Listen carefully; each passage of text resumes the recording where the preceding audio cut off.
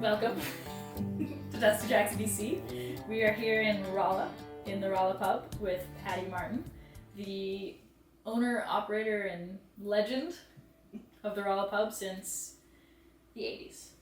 Yeah. How are you today? Really good, thank you. Yeah.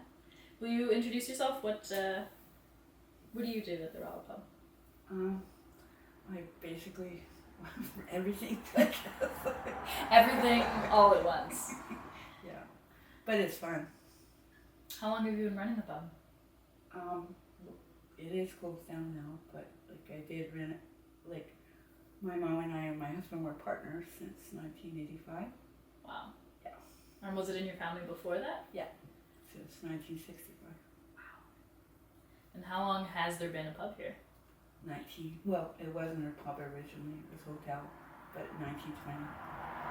So this building's been here for 104 years. Yes. And what happened recently? Why is it not running now, you said? Oh, I can't remember how long it was, but a truck ran into the corner at 7 in the morning, and I didn't realize all the damage that had been done. But when they shut me down because I didn't have food during COVID, and then some people did a fundraiser, and then I hired someone to enable myself to have food, and we found out there was a lot more damage than I perceived before that, which was heartbreaking. That would be. Yeah. Because it was actually the 100-year anniversary that year too, so we had a lot of things planned. How many people would you see coming in and out of the doors of the Rolla pub? Was it busy before it closed? It changed all the time, but and lots of tourism. Like all the people that were on tours from the States up to Alaska, they loved this place, so they would bring all the other people out, and lots of musicians and there was a lot of people celebrating birthdays, when kids would turn 19, their parents had been here, but that would be a tradition. They'd bring their kids here to have their first beer with them. And the kids would be happy to come with their parents, which I don't think that's like that everywhere, right? No, that's a rarity. Yeah. That's pretty cool. So was it mostly, did you see a lot of families come through? Was this a place for the community? Yeah. Yeah, it was. What did the community think of it? Not everyone in the community would come, but to me, it didn't matter where you were from. You were part of the community. If you were good-hearted and cared and kind to other people, then you were part of the community. I mean, that's kind of all that matters at the end of the day. Yeah. What did you like about the Rolla pub? I just loved sharing the history and just meeting people and actually getting to know them. Yeah, that they felt connected to you. A lot of people would meet me and immediately add me on Facebook, and I still keep contact. I'm really good at perceiving through writing if something's not right, and then I just make sure they know that I count, they count. I really believe in them. Yeah, so I'll scan. It's gotta tell this person I care about them, but it's not fake. It's because I really mean it. And I do miss everyone, right? What's it been like for you since the pub shut down? Just sorting, organizing. I'm building a tiny home by my daughter and her husband. Yeah, and the grandkids are there, so yeah. And tiny homes are really good now because the costs of everything. I'll be happy to have less bills. Yeah, how difficult has it been to keep this place running? 100-year-old building. Well, it wasn't too bad till it got hit by a truck. A dang truck! I can't believe that story. Just so unlucky. Yeah. We're surrounded by so many photographs. What's happening here? What are these photos of? I wanted to get the history of the area. Excuse me. Yeah, these are from 1948. This is the Columbia Hotel, which is the Rolla pub. and this is Nan Forbes, and this was a rig crew, and yeah, A rig crew? yeah, like the first rig Yeah. was actually 1920. So, and it was like just over in the Alberta side, Mm-hmm. but they stayed here, like the rig crew. The Yeah. Columbia Hotel. Yeah. Wow. So I have a feeling there was some kind of connection there. Yeah, and this was restaurant, and that was the lobby. And So the Columbia Hotel had a restaurant in the front of it? inside. Oh, Yeah. okay. And that's what you were able to turn the pub into? No, it was two different sides. This was, yeah, but like, there wasn't, like, yeah, it wasn't set up like the way you have to set everything up. Yeah. They probably had slightly different rules in building those codes days. than in the 1920s. Yeah. And then what's over here? Yeah, this was actually a bridge, and this was a mile south. They had 5 wooden bridges to Dawson Creek at that time. That's right. And that's the church on the corner, the United Church. Was there a lot of church presence in Rolla at this point in time? I think there was 5. How many is there now? 1. One. Wow. It's actually really popular. Yeah, there's right in 1947. And you said where was it? This one?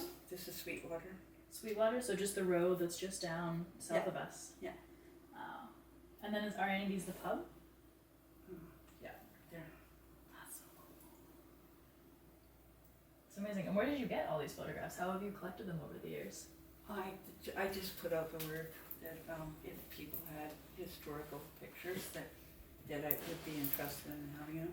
Yeah, and this story actually tells of all the different people that owned it. What Yeah, was there- your telling the piece? Yeah, there's a picture. That's the picture. I had a huge picture of that one. Wow. Frontier town of Rolla in the 1920s, looking north at the main street that once bustled with the activity of trappers, settlers, and freighters. And there's the Rolla Hotel. Yeah. Wow. Oh, do you know who Roy Forbes is? I don't. He's a singer from Vancouver. Oh, But okay. his grandma used to run the hotel. That was Nan Forbes. Yeah. Oh, wow. So many connections between Dawson Creek and Vancouver, back and forth. Yeah. Oh, that's so cool. Wow, this is such a remarkable place. Will you kind of describe to me what the pub was like when it was busy and open? Well, it was, I think, like, there was a lot of information, but, like, a lot of people, like, the college, if people came from other countries, they would send them up here, because, like, I could quickly get them to understand the history, because I understood it, and then I had all different pictures, and I could explain it really quickly, so that they would be more comfortable, because you can find out, it's the same as Vancouver, like, it's not ready accessible. You could find out all the history about it, but it's just complicated to find out everything, where, like, here, it was a microcosm of the Peace Country, and I could explain it really quickly, and there was lots of collectibles, like, it had something basically for everyone, and if you couldn't find something that triggered your interest, then, like, you probably didn't belong here. And people would just vacate on their own, and that was okay. Fair enough. Yeah, maybe not the place for everyone, but definitely the place for many. Yeah. And how did people react to, like, because, like, people can't see it on camera, but there's so many different things throughout here. There's photographs we're looking at.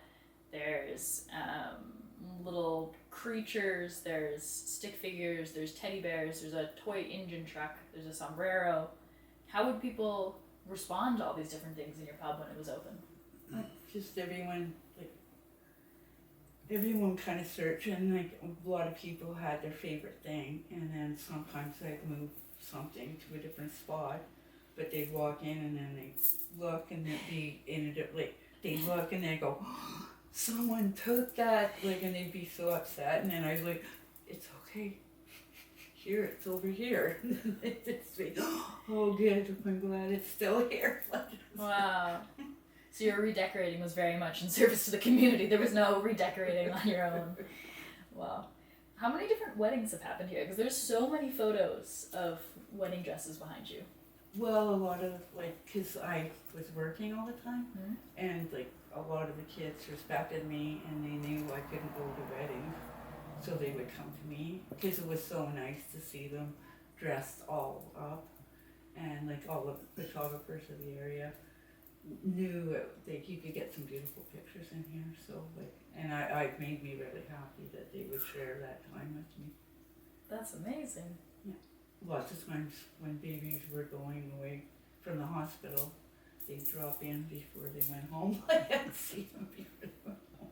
That's amazing. Yeah, lots of the kids traveled a lot, and then I've read thousands of books about history and everything, and I really wanted to travel the world before I got married, but it's never happened. But like, a lot of them would, like, before Facebook, they would go and take photos and then bring the photo books back to show me, Oh, wow. because they knew I wanted to do that, and they tell me their stories and tell me, which really made me happy.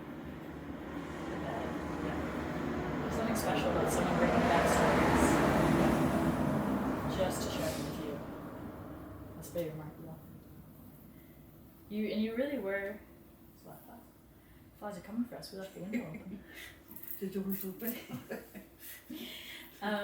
A lot, like, it seems very much you were a connector of all the community. Like, what did it mean to you to have all these people come in and out? Like, would you have preferred more strangers, or were you glad it was community? Well, I think, like, it was nice for people from our community to meet other people, like, and just everyone's important from everywhere. So, like, it's important to just understand that everyone's very similar, right? Like, people just need to know they're appreciated, and kindness, it covers everything. And it's important to just know that music and connection is important for people, and it was so incredible. The sound was really good in here for musicians, and like, they were treated like family. So, like, they don't get that everywhere. Not at all. No, and like, I'd save my tabs, like, so, like, it was incredible, because someone would connect, and then, like, I'd save them every day. But there would be people that would come in, and they just felt comfortable here, and then they give you $100 bill, and then that would go in the fund. Wow. So, it was a miracle, like, just how it worked. Like, Wow. I never had to worry, it just always happens. Yeah, you can really hear how much the community was behind you wholeheartedly. Yeah. That's remarkable. Where would all these bands come from? We had quite a few from Vancouver, Kelowna, Australia, Scotland. Didn't have any from Ireland, but like All over though. Yeah. All coming to the Rolla pub. How did you find them? Like, were you reaching out? Were you? No, I didn't look for anyone. Not one. No, like, they would tell each other, Wow. and like, so I didn't have to do anything. Like, the pub was on Facebook, and then the people would say, like, where should we play? And then people would say Rolla pub, and they go, why? And they go, we can't really explain why, but you have to go there. So they contact, and then they'd always be happy. So then they would tell other people, Wow. and that worked perfectly. An international reputation. It's pretty remarkable for a pub. Yeah. Any big trucks going by. Now there's a lot of trucks on this road. What do you like about Rolla?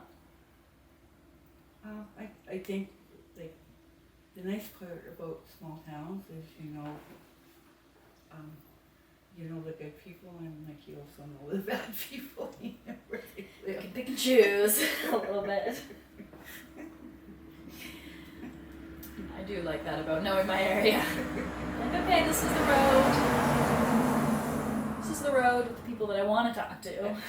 That's my road to go down. Do you spend much time in Dawson, or is it all Rolla?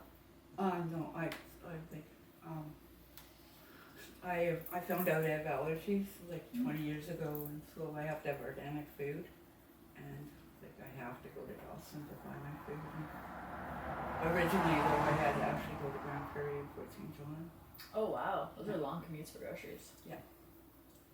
But I'm thankful we have groceries in town that I can eat. Yeah.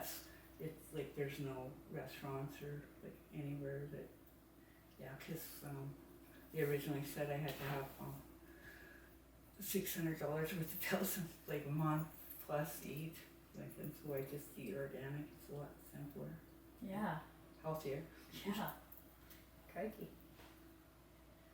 Will you walk me through a little bit? I haven't been able to articulate very well kind of the history of Rolla. Would you be comfortable telling me a little bit about that, of like how Rolla came to be? Yeah. Originally the first pioneers were the millers, and they came, and then they started farming, and then that's the towers and millers, and their family. I think there was 7 in the family. So then, they were the base of Rolla, and then other people came. Like they came from Scotland and all over the world, and then like it was supposed to get the train, but then like everything switched and went to Poos and Dawson Creek. But like for me, it was nice being up here. I really like farming, like the farmers I like the way the farmers have good ethics and work ethics, and they work really hard, and and they're kind and like honest, like, and that's why I really like it out here. And Dawson, it's really good. Like a lot of the people from Rolla originally moved to Dawson Creek, so there's a big connection. We could go all over the place. Yeah, we're learning little bits about it. It's funny coming to a new town and trying to like understand the landscape and like the social interactions of like how people get along and where the good places are to go when you don't know which streets to walk down to talk to the good folks. But slowly figuring it out. Do you have any plans for the future of the Rolla pub? Well, just I have no idea how much it would cost to fix it, but like it would be way over my budget. Like I'm retired now, and like I would like to talk to them, but I want to make sure I have somewhere to go before we do that. Absolutely. Because have you lived on the property? Do you live on the property? Yes, I do. Yeah. I know. So I phrased that very terribly. But how long have you lived here? No, it's a good portion of my life, basically. How does it feel looking at moving off it? I'll be okay. I'm a phoenix. I just have to phoenix into a new thing. It might take me a little while to get going. Oh, that's very fair. I think you said earlier before we were chatting on camera that it's time for a break. Exactly. I think that is very fair. Working hard, because like, did you take any breaks while you were running the pub? No. It sounds like you just worked. You were saying before you woke up in the morning and then you worked till 1 in the morning. Yeah. That is a grueling schedule. 7 days a week? Well, I take Mondays off. But 6 days a week? Then I have like Mondays I go, but then I get my groceries and do banking. And banking is never a day off. No. Is there anything else you want people to know about the Rolla pub? Any part of your story you feel like we haven't talked about? I don't think so. Good. It's always, I'm hoping I've covered everything, but I just... Yeah. No, you have. You're very good. I wasn't fishing for compliments, I swear. It's only a good interview with a good interview subject. It's never me. You have so many different things in here. Do you have a favorite thing? You talk about everyone that comes in and out as like a favorite object. Do you have a favorite? No. Oh. I think the other sign, because it's all of the people that signed it were all from bands. Like, it makes me happy to see it. A lot of good memories. Wow. You can't see it on camera and all, but there's a giant Rolla pub sign. And is this the sign that would hang up front? Yeah. Oh. Yeah, there was two, like, the sign was double, and so someone actually, I don't know what it was, but they actually put a bat through the one part of it, and it devastated me, but yeah, then, like, we just used that part, and then actually some of the boys that I knew paid for the new sign, and like, which was really nice. Good guys.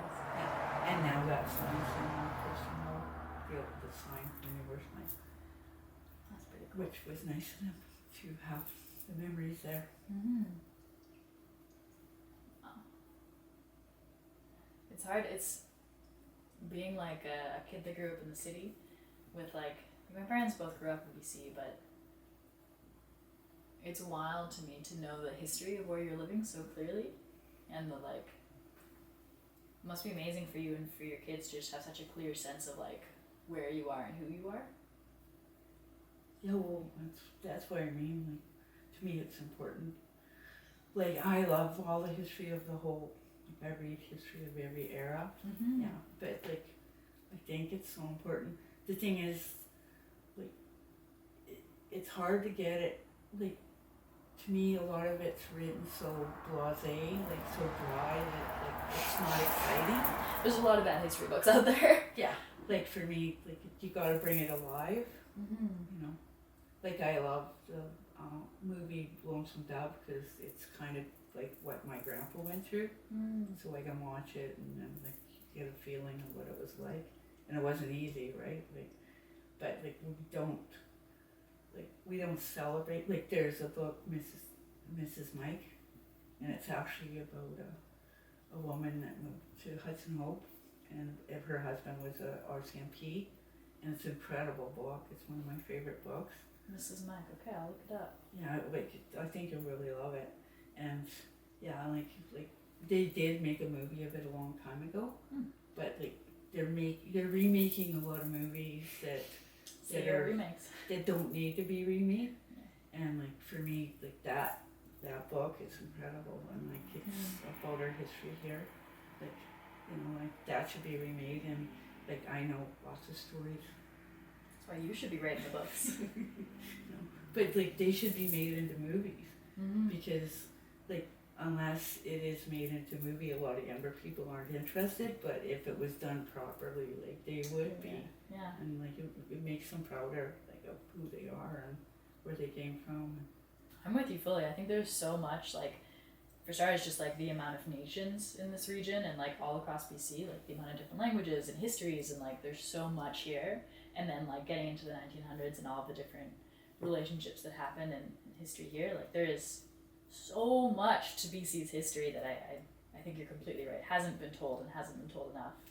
And it's like, I think it's a little alarming sometimes how much like we're losing museums and we're losing different pieces of history.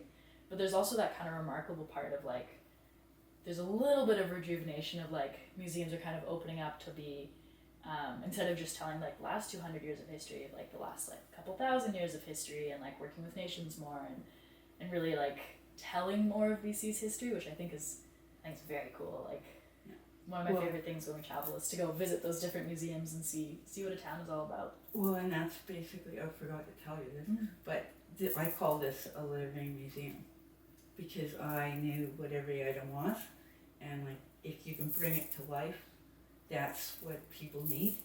Like, because if it's a flat object with nobody like bringing it to life, then it's hard for people to even care about it, right? Completely. And that's the same, like we need to do that with our museums. You know, we can't have a flat, just thing sitting there like that. No one wants a dusty old book. No, but if you bring it alive, yeah, it's important to me. Like, do you have a favorite history story?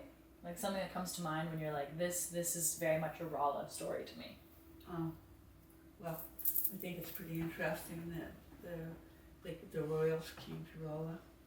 They were Lord and Lady Wellington, and they were supposed to stay in the hotel across the street, but at last minute they stayed here, and yeah, like they actually gave like one of the Webbs. She actually got a $5 tip from him. Oh wow. But and it was an outhouse, and then they saved the oranges, the little green papers, and that's what they used in the outhouse. So she was quite thrilled. But they gave her a $5 tip, which was like a month's wages. Yeah, $5 in 1928. And he wasn't really supposed to do that. We'll keep the secret. And then actually, Lord and Lady Wellington ended up going to India, and he was the bad guy against Gandhi. So I think Less a that's fan pretty, of that, but it's pretty fascinating he was here. Oh, I know. I'm not saying that. It's just intriguing that he was here and then he ended up in India. Yeah, and in And he was 1928 pretty too. famous because he was the bad guy there, but he wasn't the bad guy here. That's wild. Yeah, here he was another beer drinker. Yeah. Who else have you met coming in through the doors? You were telling me a story before. Have you met some murderers? Yeah. Will you tell me that story again? I can't remember the names, but they came and sat down and were really close, and we had a conversation, and they really loved the pub. They kept saying that over and over again. Thank goodness they liked the pub. That's what I thought afterwards. Yeah, it's kind of freaky when you realize that. I thought like I remembered them. Once you saw them in the newspaper. Yeah. That to me is so wild. There's so many different things in here. How do you decide what goes in the pub and what doesn't? Actually, a lot of people would bring things to me too, Mm-hmm. donate them. Yeah. Like, but I would always go to the antiques. I never had time to go to garage sales or anything. But like every week, I would save my tips for the week. Like before we had music, every week I would save my tips, and then I'd go into the antique store, and then I'd be on a budget, which was better. And then I just sort of go in a circle around and like a couple of times, and then I just really fast. The lady actually told her daughter that one. She said, "Watch this woman," and then I would like go around really fast because I didn't have any time. So I'd go around a couple of times, and then all of a sudden I'd be like, "This is coming and this is coming." But it was interesting because usually within 2 weeks, someone would come, and that would be what they really liked, which triggered them to be like Christmas morning. I always called it. They go, "Oh, I remember my grandma had that," and then they tell you the story about how much it means, like that they saw it. And the cool part is they didn't want it, that they were happy that it was here, and it reminded them of something good. That's amazing. I love too, you're describing the Christmas morning feeling. Before when we were talking, you talked about you would just get the best of everybody. The most excited, the happiest, like that really genuine moment of Kindness. yeah. I think that's amazing. Do you still remember a lot of the stories of the different things? Most of them, yeah. I'm curious, there's some fur on the wall behind you. Oh, that's a beaver. That's a beaver. Yeah. Yeah. How did it end up on your wall? I actually bought it from an antique store. Yeah. Wow. Well, then, like I got some of the traps. It's just like there's so many people. Like, if you go to Europe, like the history is in the pubs. Mm-hmm. You know, like and in the States, like a lot of the history is in the pubs. Absolutely. It's just like for some reason, like we aren't doing that in Canada, really. Like, Yeah, that's true.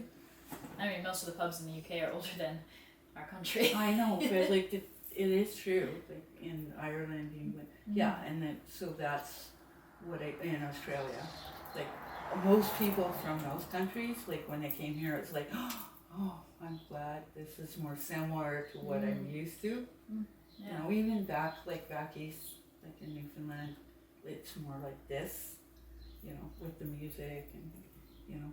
Yeah, the more community atmosphere, people jamming, people listening, yeah. Yeah. It's a lovely way to be. Will you tell me about this book? Yeah. Like Michael Faulkner, he is an artist, but he he went all over BC and did paintings, like watercolors, of all the buildings he felt was important in BC, and he did a watercolor with a pump. Beautiful painting. Do you have a copy of it? I do. Yeah, I don't have it here right now, but I wanted to keep it. Understandably. Wow. Yeah, it's pretty neat. I've actually met a lot of people. I've done a lot of PR for the book. Just like that was a nice part. If people came from other areas, we could look up their area, and then they would always recognize something from their area, and that made them happy. I bet. Yeah. Oh, that's so cool. And then what's this one? Yeah, I actually won a few awards, but the funny part is in 2020 is when I basically shut down, and I won the Who's Who of Professional Women in 2020. So it's kind of ironic. Yeah, and you're the, from what I was looking at, you're the executive spotlight. Yeah. That's pretty cool. Well, and to me that wasn't, like, it's important that younger people could see that if I put my heart into something, that they could. Like, I wasn't any different than anyone else. So that it's important to know that you can be noticed and pass on that legacy for like other people we know. Is there anything else you feel like you want to pass on to that next generation? That legacy? Things our generation should know? I just think, I think that it's time that everyone just be true to themselves and like believe in themselves and love themselves and be kind, and like that's what it's gonna take to go forward. I agree completely. It's just like what we said before.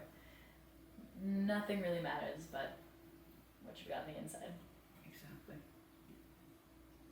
Everyone's been working hard, like spending billions of dollars on like, doing like, all faces and yeah. Well, one of my favorite times too is we had like there were two girls and me, and we were sitting here, and I think it was winter. This man came in, and his hair was really crazy, and he apologized. He's like, "Oh, I'm so sorry. Do you have a comb? Because I feel embarrassed that my hair is crazy." And then the one girl, Kaylee Oldershaw, she's an artist now, but like she just looked at him and she wrote a song about that we don't really care about clothes or what your hair looks like. It's about what's inside. He was pretty surprised, and it was a very good song. That's awesome. Messy hair don't care. Messy hair don't care. On that note, I have two audience questions Ooh. relating to artists and musicians. Have there been any outstanding local bands that you can think of off the top of your head? Did you have local bands? Yeah. Yeah. Any outstanding local bands? Folky Stromstrom. Say that one more time for me. Folky Stromstrom. Folky Stromstrom. Yeah, like they were. That's a great name. Yeah, Ian Brewell, like he's really good, and like a lot of Fort St. John bands. Mm-hmm. Yeah, and Dawson Creek. Garage band type, and then playing pubs and moving up in the world type of bands. Well, a lot of them just they don't want to be pushed, so they're like they just want to be contained and do what they want to and not be like it's really hard. Like if you sign, then they own you, and they get the whip out and like Playing for the love of it. Yeah.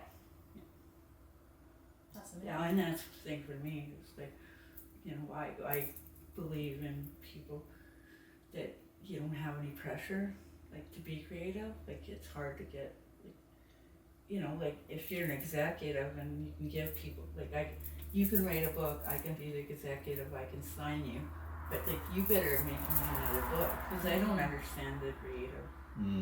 I'm a business, if I'm using my left brain, I'm not caring about your right brain, I don't care. Like you just have to make me a book. You can't do it, like it's impossible. Creative people just need time. can't push it. I agree completely. It is hard to be creative working for a business. Like it's such a different type of thinking and timing and yeah. I mean, at the same time, sometimes you need both. I find as much more like the creative person all the time. I need the business side of things to be like, come on, get your crap together. But yeah, it's a very very different mindset. Well, it's nice if you can flow together. Mm. Like, you can use both parts. Like, and I had to, right? I think we also had another audience question. Do you have a memorable? You were telling a story earlier of when I don't think it was a band playing, but it got a little bit rowdy with a gourd. Oh yeah. Do you have any stories similar to that with bands involved? Any memorable rowdy stories in the Rolla pub? Well, there's been a few, but it's kind of like one of those things you don't want to remember. But like, that's the thing is, like, most people like I feel like I was like a mom figure, and like I felt like I was a lot. Even older people, I felt like I was their mom. Like, so most people would listen. Like if things started getting out of hand, and like for me, it was like there was nobody picking on anybody. Cause like I looked at it like, if I'm uncomfortable around that person, I won't allow that person in, because a lot of people, they allow, like if someone's paying money, they'll allow someone to be rude or obnoxious to other people, but I wouldn't. Like, Yeah. it was like, if someone, like, if you want to be like that, there's a million other places to be like that, but you don't belong here, you know? Yeah. Like, one of my favorite stories is one of the guys was big, he was like 6'4", and he had friends. And then he kept swearing, like loudly and like really consistently, and I told him like twice to cut it back because there was young girls here. Well, not that I wanted to hear it, but like, you know, because he was so aggressive with the way he was saying it. And then I finally looked at his friends and I'm like, oh, have you ever noticed that when you're in somewhere that all the girls will sort of veer away from your table? And they looked at me and they go, actually I do. That does happen to us. And I said, you know, if you're with someone that is a bad attitude, then like they think you're like that, and then you'll never like find a really super nice girl that you're gonna be really happy with, because all the girls talk, and then it doesn't work for you.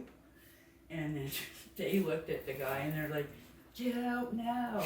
And then he walked out and was really angry, and then they went, but they said they were sorry and that, and they apologized to me, and then they left. And then the girls all thanked me, and they said, you know what, we're other places, nobody will ever stand up for us. And they gave me a $20 tip, which went into the music fund. And like probably 3 years later, that guy came back and thanked me. Oh. He said nobody's ever said that to me, and explained it. And he was then married and had a baby. And thanked me. Did he bring the baby or the wedding? No, he just came and thanked me. Yeah. He said no one explained life to me before. Cause like That's I lovely. wasn't angry. Like, to me, like that's the truth. A lot of people aren't explained why they should behave better, because, you know. Yeah. Like, You don't know until you know. exactly. Like, and like, it's not being mean to say something to somebody, No. because you actually care about them, or you wouldn't tell them. You know. Completely. Yeah, knowing that happens quite often. That's such a great story, because there's so many different levels of like, you knew exactly how to talk to those guys. You're like, you want to get girls? This is not the way. This is not the way. And then the looking out for the women, and like, it's a great story. Well, and that's what I mean. Like when I'm not that tall, you know. Yeah, well, and the thing is, like, there was people who would try to start fights, and then, like, I would never yell at them. I just really, like, low speaking, quietly and slowly, and because they get mad, that's what I call it. Like, they're just angry and mad, like they won't hear you. And if you yell, it's even worse, because It accentuates it. their little child in their heart like won't listen, they actually get madder. So if you actually speak low and then quietly, and then that would take them a few minutes, but they will stop, and then, you can actually speak to them. You can really see why you ran a pub for 40 years and why you did so dang well at it. That's remarkable. Just shy of 40 years, I guess, eh? I don't know if it was that long. But, yeah. My math's not always great. Don't worry about it. When the numbers get involved, eh? Well, thank you so much, Patti. Oh no, I've already adopted you. Yes! That was thought- our actual goal in coming here today, so I always thought I should have adoption papers for people. that'll be the next things on the wall. Mike and Emma, adopted, still allowed to date somehow. Yeah, I think that. That could be a very full wall, hey? Yeah. Yeah. Oh, I don't know where you put it. There you go. Adopted little tiny ones. Each person Like gets the a playing Stanley card. Cup, yeah. Stanley Cup or stamps for everybody. Well, thank you. We were hoping to get adopted. Well, I really, honestly, I did adopt people, like really, and I really think they adopted me too. I'm sure, yeah. It's so clear because being in Dawson for a couple weeks, like you hear so much about this pub, and you hear about it from so many different people, and in such a way of like, if you want to understand the history of our area, go meet Patti, go to the Rolla pub. So thank you for sharing that history with us and letting us, like, we are total outsiders, and it's such a gift to get to come in and learn a little bit of this history and meet you and see what you've built. Like, I'm really sorry we never got to see it when it was live and bustling, because it's clear you built something special here. Yeah, well, no, it took everyone helped. A true community success. Yeah. Well, yeah. Can't thank you enough. Thank you. It was fun. And thank you everybody for watching. Thank you. We've been sitting at the Rolla Pub. Thanks for joining us.